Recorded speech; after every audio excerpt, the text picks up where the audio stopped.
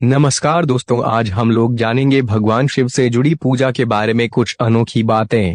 यह आप तो सभी जानते होंगे कि भगवान शिव को बेलपत्र बहुत ही प्रिय है। कहा जाता है कि अगर अब भगवान शिव को कुछ नहीं दे सकते तो कम से कम एक बेलपत्र चढ़ा देने से भगवान शिव आप पर प्रसन्न हो सकते हैं। तो आज हम लोग इसी के बारे में जानेंगे कि आप में से कई भगवान शिव के भक्त होंगे और अक्सर शिवलिंग पर जल, पुष्प, दूध, फूल इत्यादि चढ़ाते होंगे, मगर क्या आपने कभी सोचा है कि बेलपत्र के बिना भगवान शिव की पूजा को पूर्णता नहीं माना जाता है?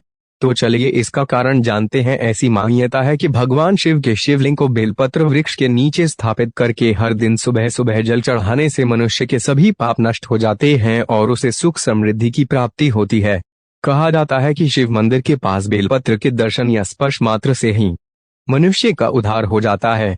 बेलपत्र के विषय में लोगों की यह मान्यता है कि जो मनुष्य पवित्र मन से भगवान शिव को 2 या उससे अधिक बेलपत्र प्रतिदिन अर्पित करता है वे भवसागर से मुक्त हो जाता है। ऐसा माना जाता है कि भगवान शिव को अखंडित बेलपत्र चढ़ाने वाला मनुष्य मृत्यु के पश्चात भगवान शिव के परमधाम को प्राप्त होता है और वह जन्म मृत्यु के चक्र से मुक्त हो जाता है। शिव पुराण के अनुसार बिना खंडित बेलपत्र सिर्फ भगवान शिव को ही अर्पित किया जाता है। कहा जाता है कि श्रावण मास में 1 महीने तक 108 बेलपत्र भगवान शिव के शिवलिंग पर चढ़ाने से घर में सुख समृद्धि की वृद्धि होती।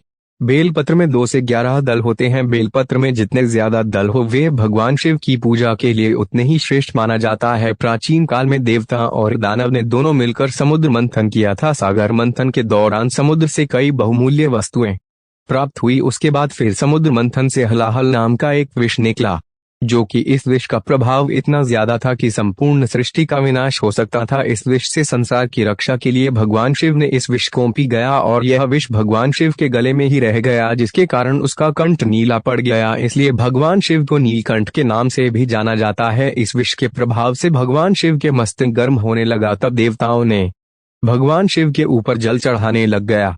जल के प्रभाव से भगवान शिव के सिर की जलन तो दूर हो गई, लेकिन कंठ की जलन बनी रही। इसके बाद देवताओं ने उन्हें बेलपत्र खिलाना शुरू किया, क्योंकि बेलपत्र में विष के प्रभाव को खत्म होने का गुण होता है। तभी से भगवान शिव